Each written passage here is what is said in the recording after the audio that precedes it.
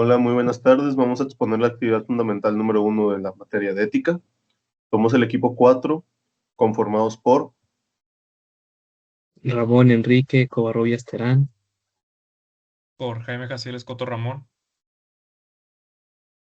Por Diego Leonardo Ramón Hernández. Por Herrera Onésimo Dos Pérez. Por Daniel Gerardo Montes Morales.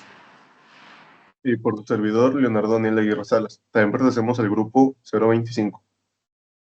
muy buenas. Bueno, yo soy Ramón y vengo a presentar la parte del capítulo uno, que es la introducción de la actividad, que en este caso habla sobre la introducción, que es la corrupción. Luego aquí nos dice que la corrupción es un fenómeno social que afecta profundamente al desarrollo de un país o países y a la vez a la confianza de sus instituciones en cuestión de los ciudadanos. Y se entiende como el abuso del poder encomendado para obtener beneficios personales, ya sean económicos de otro tipo, y se manifiesta a través de prácticas como es el soborno, malversaciones de fondos públicos, nepotismo, tráfico de influencias y tráfico de influencias. De acuerdo con la Transparencia Internacional, la corrupción debilita la democracia, incrementa la desigualdad y frena el progreso económico, además de dañar el medio ambiente y tejido social, que va haciendo que los ciudadanos desconfíen de su gobierno, provocando descontentos y haciendo que la nación sea cada vez más inestable. Este problema puede presentarse tanto en altos niveles de gobierno, conocida como gran corrupción, como en interacciones cotidianas entre funcionarios y ciudadanos, llamada pequeña corrupción. Su persistencia suele estar relacionada con la falta de transparencia, la discrecionalidad en la toma de decisiones y la normalización de estas prácticas. Comprender sus causas, formas e impactos es esencial para promover una cultura de integridad, rendiente de cuentas y justa social. Para comprenderla es necesario para básicamente evitar que pase o saber qué es lo que la causa para erradicarla y hacer de el país o de la localidad un mejor lugar para establecerse. Bueno, este ya es el capítulo 2, que habla sobre la delimitación del problema y el contexto político y social. La problemática de la corrupción se mide a través del análisis de prácticas indebidas dentro de las instituciones públicas en las que los servidores públicos hacen uso de su cargo para obtener beneficios personales o favores de terceros, afectando el uso adecuado de los recursos públicos. Este fenómeno se manifiesta en acciones como el soborno, desvío de fondos, nepotismo y la falta de transparencia en la toma de decisiones. Básicamente es la corrupción en todo su esplendor y se manifiesta a través de las acciones. Básicamente de eso no pasa de todo, desde sobornos, chantajes, amenazas, todo eso. La delimitación se centra principalmente en el impacto que estas prácticas tienen en la eficiencia fundamental, la prestación de servicios públicos y la confianza de la ciudadana en las autoridades. Básicamente se centra específicamente en cómo afecta a los ciudadanos y cómo estos perciben a las autoridades. En un país como, ¿no?, como en México, que es en el caso donde nosotros vivimos, pues ya se sabe de que las autoridades tienen mala fama de corruptas, y por eso la población ya no se siente segura ni con los policías. Eso en un país como México, o cualquier país de Latinoamérica, básicamente va a ser así, ya caracterizados por que casi todo el territorio es corrupto, todas las autoridades son corruptas, no hay justicia, nada. En cuanto a contexto político y social, en el contexto político, la corrupción debilita el Estado de Derecho y limita el cumplimiento de las leyes, ya que genera impunidad y desigualdad ante la ley. La falta de rendición de cuentas y de mecanismos efectivos de control favorece la persistencia de estas prácticas, afectando la legitimidad de los gobiernos. Desde el ámbito social, la corrupción provoca la desconfianza en las instituciones, incrementa la desigualdad social y reduce las oportunidades de desarrollo, especialmente para los sectores más vulnerables. Además, normaliza conductas poco éticas y fomenta una cultura de tolerancia a estos actos ilegales, lo que dificulta la construcción de una sociedad más justa y equitativa. Bueno, de aquí no se aleja mucho de lo que era el mundo anterior, ya que básicamente es un ejemplo, como por ejemplo lo que pasó en las elecciones del 94 cuando ganó Salinas, el escándalo que hubo por supuesto fraude, básicamente así pasó. Ese podría ser un ejemplo de corrupción, o así también como por ejemplo de que alguien paga para no recibir el castigo que se merece después de haber cometido un crimen. Eso también es corrupción. Y en este caso, la persona afectada de ese crimen, pues sufre aparte de las consecuencias del crimen y las consecuencias de la injusticia que se está llevando a cabo por medio de ese acto de corruptivo. Y bueno, esto es todo lo que involucra el capítulo 1 y el capítulo 2 en cuanto a nuestro tema que es la corrupción. ¿Por qué es importante conocer las estadísticas de corrupción? Conocer las estadísticas de corrupción permite entender qué tan grave es el problema y en qué áreas ocurre con mayor frecuencia. Estos datos ayudan a diseñar mejores políticas públicas, fortalecer la transparencia y exigir rendición de cuentas a las autoridades. Además, informa a la ciudadanía, fomenta la participación social y contribuyen a prevenir abusos de poder. Sin datos claros no es posible medir avances ni combatir eficazmente la corrupción. En el primer semestre de 2025, el 42.2% de las personas de 18 años o más en zonas urbanas que tuvieron contacto con autoridades de seguridad pública fueron víctimas de corrupción. La afectación fue mayor en hombres, del 49.9%, que en mujeres fue del 36.8%. En 2023, el 3.5% de las empresas fueron víctimas de corrupción. Las empresas medianas registraron la mayor incidencia. También se reportaron 2.341 personas sancionadas en la Administración Pública Federal. Estos datos provienen de encuestas nacionales realizadas por INEGI para medir la prevalencia de la corrupción en personas y empresas. Buenas tardes, mi nombre es Israel Onésimo Dos Pérez y para el capítulo 4 abordaremos qué problemas hay hablar en general sobre todo esto de la corrupción, ya que hablar de la corrupción de manera generalizada puede generar múltiples problemas que afecten tanto a nivel social como político, económico e institucional.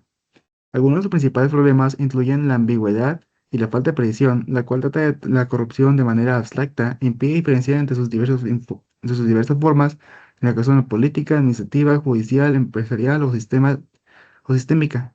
Esta organización crea confusiones sobre las conductas que son corruptas y cómo se deben abordar. Otros principales problemas serían la normalización social, cuando se habla de la corrupción, sin elementos concretos, puede percibirse como algo común e inevitable, como todos lo hacen, lo que reduce la motivación ciudadana y de los servidores públicos para denunciar o prevenir esos actos. Una tercera dificultad sería la dificultad para responsabilizar. Sin identificar actores específicos, se dificulta asignar responsabilidades y esto perpetúa la impunidad y debilita sistemas de rendición de cuentas. Otros impactos serían los impactos negativos en la confianza institucional, ya que la corrupción percibida de forma genérica erosiona la confianza en las instituciones públicas, el sistema de justicia y los procesos políticos, afectando la gobernabilidad y legitimidad democrática. La quinta, que es la ineficiencia en la formulación de políticas, la cual es la prevención y el combate de la corrupción, requiere medidas concretas de supervisión, trazabilidad y fortalecimiento institucional. Una visión abstracta diluye la efectividad de esas estrategias. Y como el sexto lugar sería el riesgo de estigmatización cultural. Generalizar la corrupción puede reforzar estereotipos sobre pueblos o contextos como intersectamente corruptos, ignorando factores institucionales, económicos y sociales que facilitarían esas conductas. La séptima sería el reforzamiento de ciclos de corrupción e impunidad. Hablar de manera general puede invisibilizar a la complejidad de redes corruptas, favoreciendo que estructuras de corrupción que se daten y persistan, como observando casos emblemáticos de México. Ya para acabar, sería que el abordar la corrupción sin contexto ni ejemplos específicos suele generar desinformación, desconfianza y percepción de inevitabilidad, debilitando la participación ciudadana y la afectación institucional. Para que el discurso sobre la corrupción tenga impacto constructivo, se recomienda que este mismo esté acompañado de datos concretos, categorización de tipos de corrupción y propuestas de acciones institucionales específicas, ya que esto permitiría que la sociedad comprenda la magnitud del problema, identifique responsables y participe efectivamente en su prevención y sanción. Mi nombre es Diego Leonardo y hoy les voy a hablar sobre algunas de las soluciones que el gobierno de México ha propuesto para combatir la corrupción. La corrupción es un problema social y político que afecta la confianza de las personas en las instituciones y puede provocar que los recursos públicos no se utilicen de manera correcta. Por esta razón, en los últimos años se han planteado distintas estrategias para prevenirla y reducirla. En general, las propuestas del gobierno mexicano contra la corrupción se concentran en 5 grandes estrategias. La primera es crear instituciones anticorrupción que se encarguen de investigar y sancionar irregularidades dentro del gobierno. La segunda es aumentar la transparencia para que la sociedad pueda conocer cómo se toman decisiones y cómo se utiliza el dinero público. La tercera consiste en usar tecnología para controlar el dinero público, mediante sistemas digitales que registran información y reducen errores o abusos. La cuarta estrategia es castigar a funcionarios y empresarios corruptos cuando se comprueba que cometieron actos ilegales. Finalmente, la quinta estrategia es involucrar a la ciudadanía permitiendo que las personas participen, denuncien y vigilen el desempeño de las autoridades. Además de estas estrategias, existen algunas acciones concretas que se han vuelto especialmente importantes.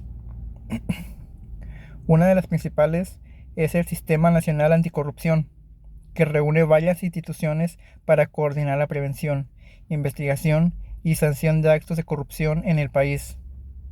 Este sistema busca que diferentes autoridades trabajen juntas en lugar de hacerlos por separado. Otra medida importante es la transparencia y acceso a la información pública, que obliga a las instituciones gubernamentales a publicar información sobre sus gastos, programas y decisiones. Esto permite que la ciudadanía supervise el trabajo del gobierno y fomenta la rendición de cuentas. También se ha impulsado la digitalización de trámites con el objetivo de que muchos servicios se realicen en línea. Esto reduce el contacto directo entre ciudadanos y funcionarios, disminuyendo las oportunidades de sobornos o las prácticas indebidas. Finalmente, se encuentran las declaraciones patrimoniales de los funcionarios públicos, mediante las cuales los servidores públicos deben informar sobre sus bienes, ingresos y posibles conflictos de interés. Esto ayuda a detectar casos de enriquecimiento ilícito y a promover la honestidad en el servicio público. Eso sería de mi parte. El Sistema Nacional Anticorrupción es un conjunto de instituciones que trabajan juntas para prevenir, investigar y sancionar corrupción al gobierno. Estas buscan coordinar autoridades federales y estatales para que haya un mayor control en el uso de los recursos públicos. Transparencia y acceso a la información pública. Estas leyes obligan a las instituciones a informar cómo usan el dinero público y cómo toman sus decisiones. Esto permitiendo a la ciudadanía supervisar su gestión pública. La digitalización de trámites gubernamentales. Esta implementación de trámites a plataformas en línea se usan para reducir el contacto directo entre funcionarios y ciudadanos. Esto ayuda a disminuir las oportunidades de sobornos o mordidas. Y la declaración patrimonial de funcionarios públicos. Los servidores públicos se deben de reportar de sus bienes, ingresos y posibles conflictos de intereses para detectar enriquecimiento ilícito o abusos de poder. Las soluciones del equipo en estrategias contra la corrupción es digitalizar y simplificar trámites. Esto ayuda a reducir el contacto directo con funcionarios y dejar registro digital de cada proceso para disminuir sobornos. Las revisiones patrimoniales efectivas. No solo pedir declaraciones, cruzarlas con propiedades, compras y movimientos financieros para detectar el enriquecimiento injustificado. Fortalecer el Sistema Nacional Anticorrupción. Darle autonomía real y capacidad de sancionar rápido, evitando procesos eternos que terminan en impunidad. Y la transparencia clara y accesible. Este consta de publicar contratos, gastos y obras en formatos simples que permitan a ciudadanos y medios detectar irregularidades. Hola profesora, soy Leonardo y voy a exponer cómo las soluciones propuestas ayudan al Estado de Derecho y a la sociedad. Primero, dentro del impacto del Estado de Derecho. Estas soluciones fortalecerán la cultura de la legalidad. Esto hará que haya más transparencia, leyes de acceso a la información, y esto obligará a las instituciones a justificar sus actos y decisiones ante la ley.